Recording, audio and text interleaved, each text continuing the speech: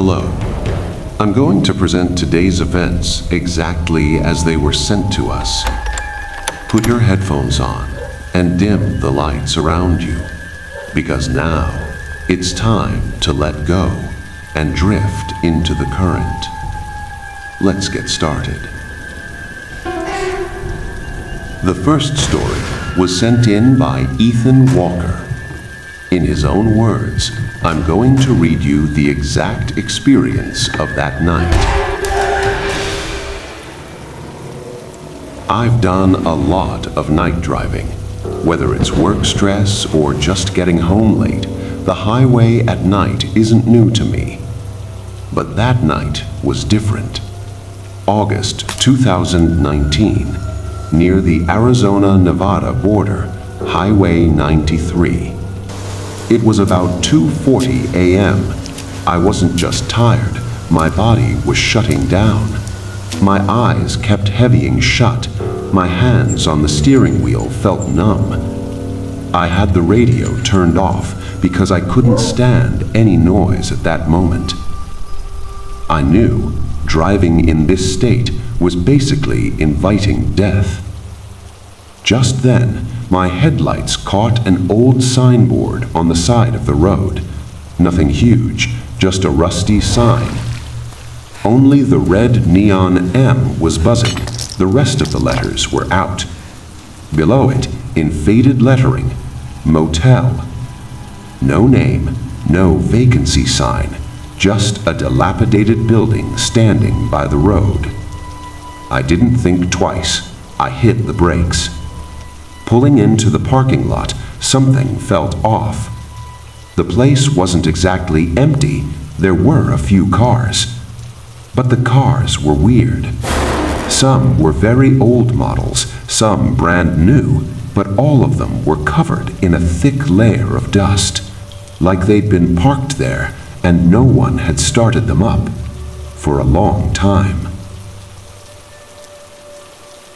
As soon as I killed the engine, an unbearable silence wrapped around me.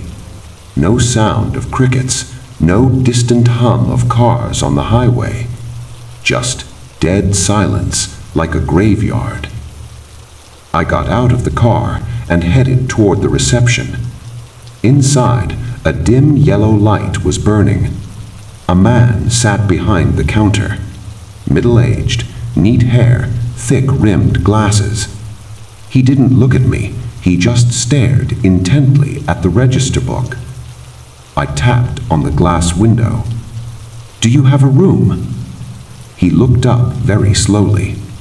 There was no life in his eyes, no annoyance, no welcoming gesture. In a robotic voice, he said, "You're lucky, one room left." I breathed a sigh of relief, quickly pulled out my ID card.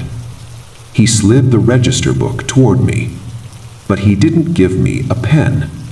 Looking me right in the eye, he calmly said, "You already signed." I looked at him confused. "What do you mean?" He flipped the page and pointed his finger at the very end. There was my name, Ethan Walker, my exact handwriting, and next to it, the check-in time, 1:58 a.m. Startled, I looked at my wristwatch. It was 2:43 a.m.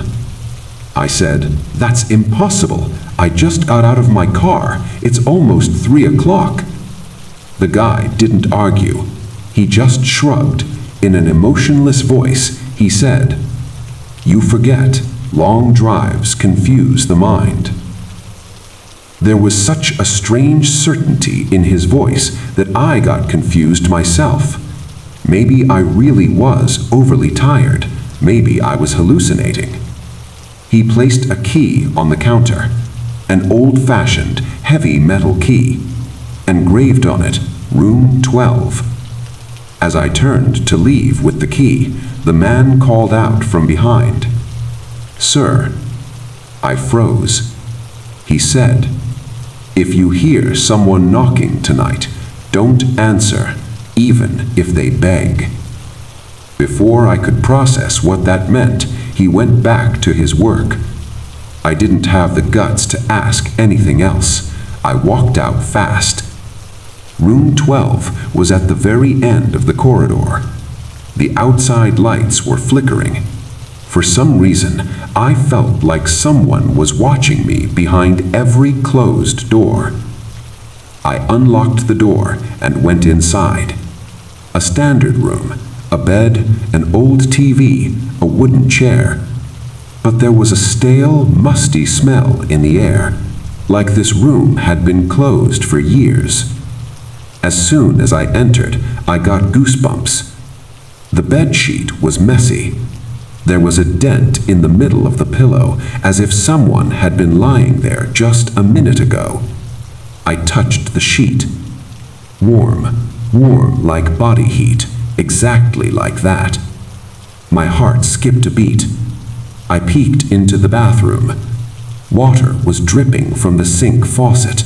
Drip, drip. The mirror was foggy, like someone had just taken a hot shower. And on that steam-covered mirror, someone had written with a finger, "Wake up." I somehow convinced myself, "Ethan, calm down. Maybe housekeeping didn't clean it properly." I double-locked the door from the inside, sat on the bed with my shoes still on. Even though I was exhausted, my sleep had vanished. I picked up the TV remote, turned it on, just static, that fuzzy noise. Suddenly, a faint voice floated out from within that sound. "Don't open, don't open, don't open." I scrambled to turn the TV off. The room went silent again. Right then, knock, knock, knock. A sound at the door. My blood ran cold. The receptionist's words rang in my ears. "Don't answer." I sat there holding my breath. The sound came again, louder this time. "Knock, knock." And then a voice came from the other side of the door. "Ethan, are you inside?" My whole body went numb, because that voice didn't belong to a stranger. It wasn't the receptionist either.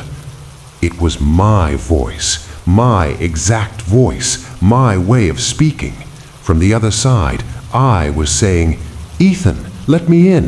I forgot the key. It's cold out here." I covered my ears with both hands. No, this can't be. This is a dream. I must have fallen asleep in the car. The door handle started to rattle. Clack, clack, clack. The thing on the other side was getting desperate now. It screamed, "Ethan, open the door! Open it!" Hearing this demonic scream in my own voice, I couldn't sit there anymore. Terrified, I backed up until I hit the wall. Suddenly, all the noise stopped. Pin-drop silence. Then, a piece of paper was slid under the door. Motel notepad paper, written in red ink. "Room 12 is already occupied." I realized there was no option left but to run. Leaving through the door was impossible. He was standing on the other side. I looked at the window. Small window. Somehow, I undid the latch and pulled. Luckily, it wasn't jammed. I jumped out into the parking lot. Hurt my knee, but I didn't stop. I sprinted straight toward the reception. My car was right there. Through the reception glass, I saw the man still sitting there just like before. But this time, he was smiling. A hideous, twisted smile. I stormed inside. "What is going on? Who is standing at my door mimicking me?" He said calmly, "I told you not to answer." "I didn't answer. I want to leave right now." He turned the computer screen toward me. "You can't leave, Mr. Walker, because you haven't checked out yet." I looked at the screen. CCTV footage. Timestamp showing 1:58 a.m. The screen shows my car entering the parking lot, me getting out of the car, coming to reception, taking the key, then walking to room 12, opening the door and going inside. Then the video fast-forwarded to the current time, 2:50 a.m. The footage shows The door to room 12 never opened again. No one came out. The receptionist looked me in the eyes and whispered, "If he's still inside, then who are you?" The question pulled the ground out from under my feet. I didn't wait another second. I ran for my life toward the car. I jumped inside, hands shaking. I couldn't get the key in the ignition properly. As soon as the engine started, I glanced at the rear-view mirror. 2 people were standing at the reception door. One was that receptionist, and next to him, me. That guy looking exactly like me, wearing my jacket. He was looking at me and waving his hand, saying goodbye. I slammed on the gas. The car shot out onto the highway. I didn't look back once. I knew if I looked, I was done. I drove straight through until the morning light broke, until I saw civilization. The next day, out of curiosity, I called the police station in that area. I didn't tell them everything. They'd think I was crazy. I just asked if there was a motel at that location on Highway 93. I wasn't ready for what the officer said. He said, "Sir, there used to be a motel there called the Silent Rest, but it burned to ashes back in 1980.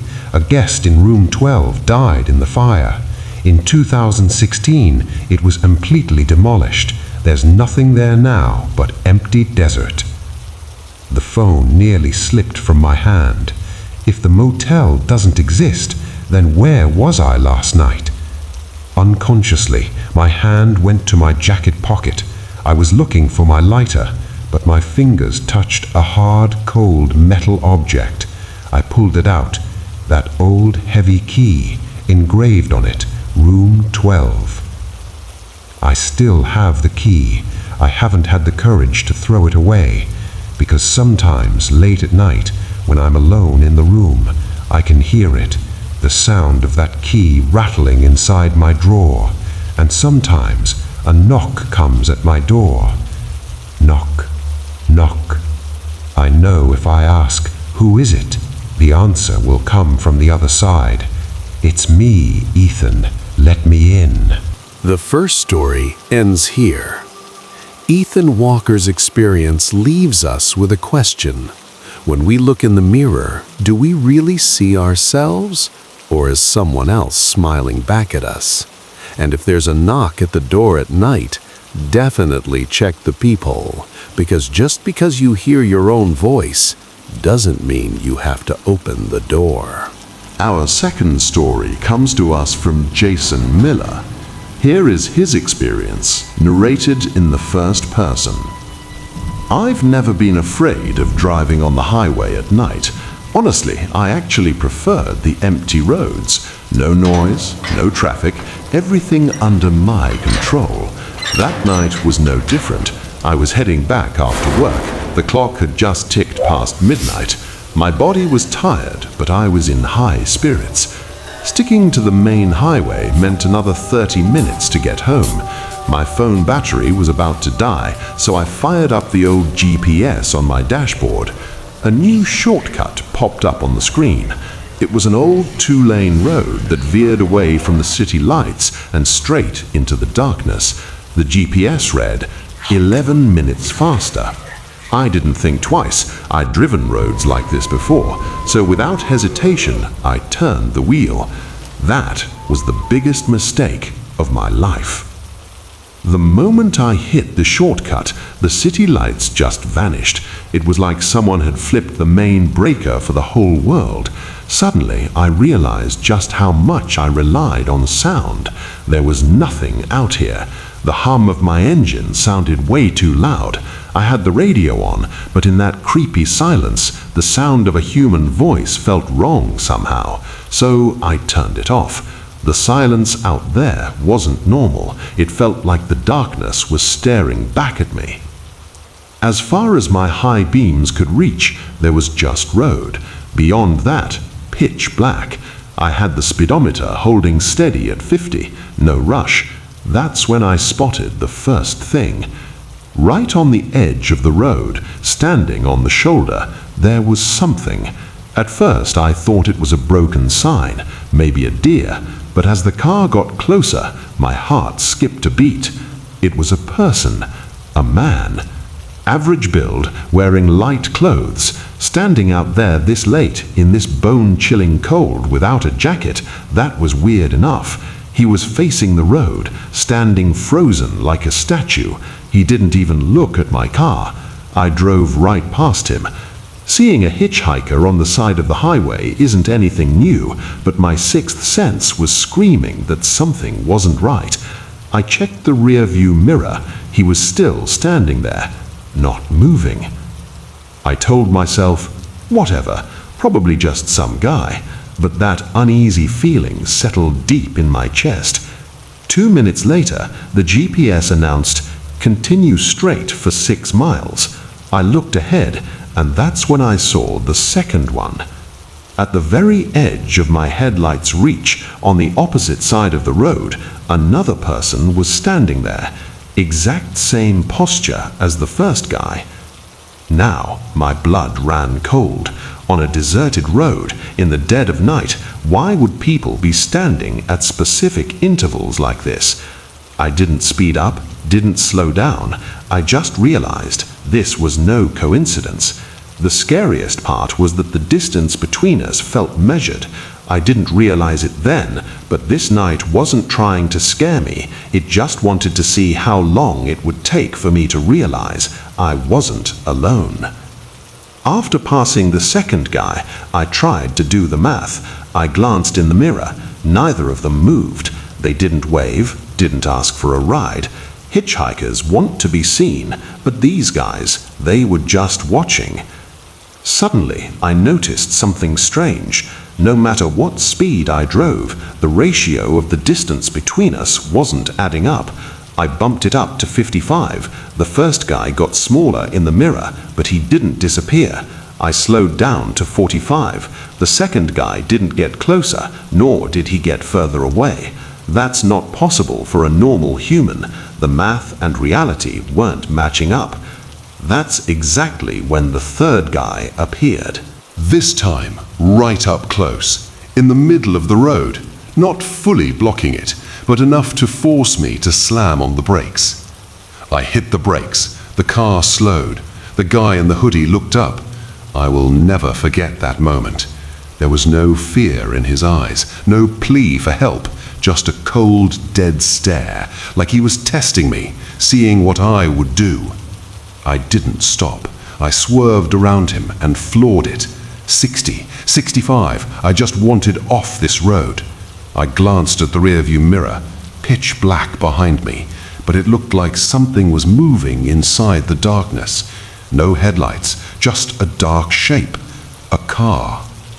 The ghost car was right on my tail. No tail lights, no headlights, just the soundless speed of an engine. I honked, no reaction. I sped up, it sped up. I slowed down, it slowed down. This wasn't just someone following me. It was perfect synchronization. They didn't want to stop me. They wanted to see if I would stop. Suddenly, the scene ahead changed. My headlights illuminated 2 orange traffic cones. Between them, a wooden sign with handwritten paint. Road closed, use detour. The writing looked old. I slammed the brakes and stopped. A detour meant other cars, maybe civilization. Hoping for that, I did something incredibly stupid. I left the engine running and opened the door to get out. The outside air was freezing. I walked up to the sign and saw the arrow pointing toward a narrow dirt path that disappeared straight into the woods. I looked around. No construction vans, no sounds of work.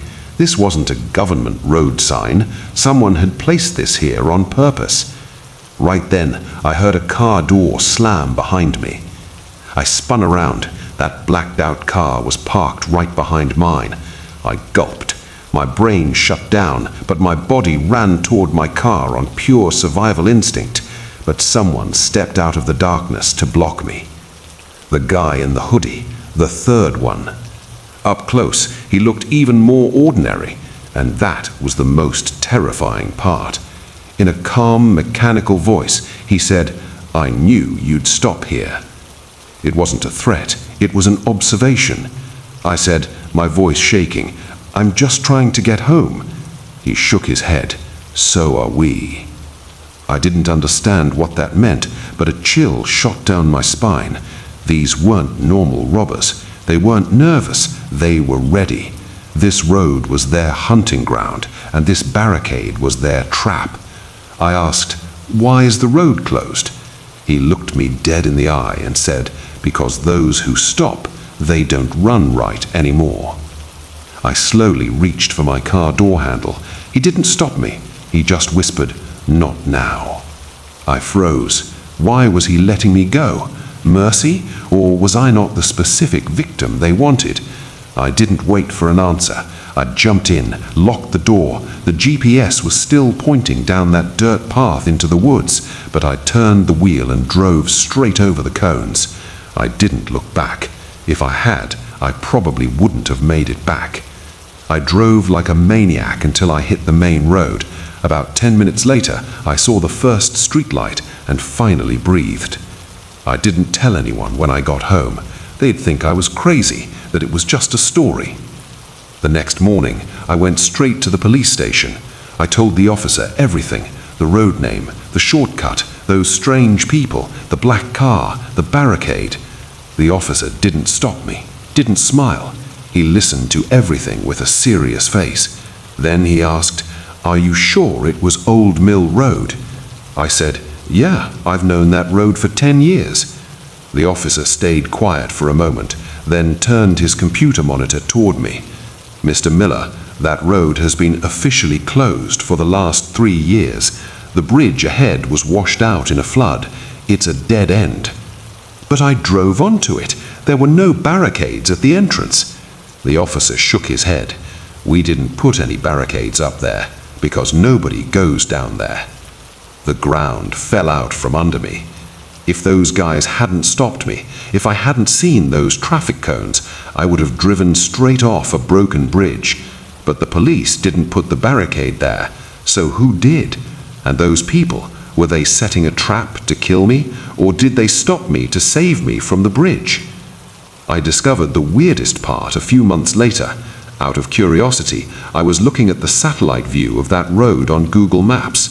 Right at the spot where I had stopped, there were tire tracks on the side of the road, not skid marks from turning around, but marks from waiting a long time.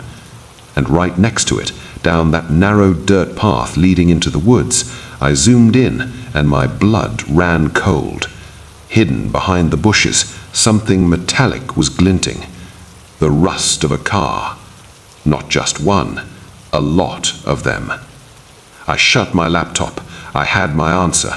They weren't catching people, they were selecting them. But one question still keeps me up at night. If I hadn't gotten out of the car that night, if I had hesitated for even a second, would I have made it back alive? Or would there just be another new car added to that procession of rust? That was our second story. Not all fears hide in the dark. Some fears stand on the road in plain sight, in broad daylight, just waiting for one wrong decision.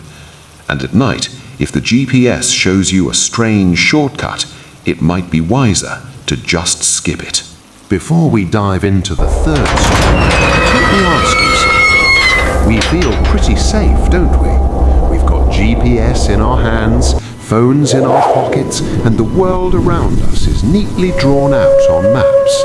But have you ever stopped to think, are there roads that exist outside the map? Stopping points that float up out of the fog right when you need them and vanish once their job is done? This story was sent in by Daniel Brooks. After hearing his experience, you might think twice before pulling on the highway at night. Here is his account in my voice. Let me admit something right off the bat. I always thought driving at night was actually safer. The roads are empty, there's no traffic, and your mind stays calm. But a night in February 2018 changed that perception forever. It was a bone-chilling winter night in northern Michigan, 1:17 a.m. on the clock. I was driving home alone after work, just desolate fields all around, and piles of snow stacked up on both sides of the road. When the low fuel light first popped on the dashboard, I didn't pay it much mind. I thought to myself, I'm bound to hit a station within the next 10 miles. That overconfidence was the biggest mistake of my life. The gas gauge was pinned on empty. The highway was strangely deserted. Not a single car had passed me in the last 15 minutes. The radio wasn't picking up any channels clearly, just static. My anxiety started to spike. I pulled out my phone to check the map, but despite showing full network bars, the map wouldn't load, just that loading wheel spinning over and over on the screen. Right at that moment, cutting through the deep darkness in the distance, a faint light caught my eye. As I got closer, I realized it was an old neon sign that read gas. The light wasn't steady, it was flickering on and off, accompanied by a mechanical hum. The place looked out of place. A narrow road led down to it from the highway. No name, no brand logo, just a dilapidated building and 2 antique pumps. But none of that crossed my mind at the time. Worried about running out of gas, that light looked like salvation to me. I pulled my car right up in front of the pump. As I stepped out of the car, the silence outside swallowed me whole. No sound of wind, no crickets, like someone had hit the mute button on the world. As I reached for the store door, an old mechanical bell chimed. Inside, a middle-aged man was standing behind the counter. Stark white shirt, neatly combed hair. He wasn't moving, wasn't watching TV, not even looking at me. He was staring fixedly at the door. As I walked in, he turned toward me, then said in a very mechanical voice, "Evening." There was absolutely no emotion in his tone. When I asked about the pump, he didn't answer, just signaled outside with his eyes. The strange thing was, while he spoke, he barely blinked. I filled up quickly and went back inside to pay. I was taking my wallet out of my pocket, hadn't even grabbed my cash or card yet, when suddenly the man spoke up. "Visa works." I froze. I hadn't said I was paying by card. I looked at him in surprise, and with a completely expressionless face, he said, "Most people pay with cards." The logic was sound, but the way he said it and his timing both were incredibly unsettling. I handed him the card. He swiped it without even looking at the machine and handed the receipt toward me. As I took the paper, a cold shiver ran down my spine. A receipt usually has the store name, address, or phone number, but this had nothing, just the time, 1:28 a.m., and the amount. I asked, "Which town is this?" He gave a flat answer, "No town. This is the highway." I said again, "But my GPS isn't showing this place." He didn't smile, didn't get annoyed. In a very normal voice, he said, "Sometimes signals get lost, and sometimes they come back." The way he said it felt less like he was comforting me and more like he was stating a cold, hard fact. I didn't push it further. I started walking toward the door to get out fast. Before leaving, I glanced back once. He was still staring right at me, unblinking. I got in the car, locked the doors, and quickly turned the key, but the engine made a sputtering sound and stalled. My heart dropped. I looked in the rearview mirror and saw the man had come out from behind the counter. He was standing by the window now, staring dead at my car. Praying silently, I turned the key again. Thank God this time the engine roared to life.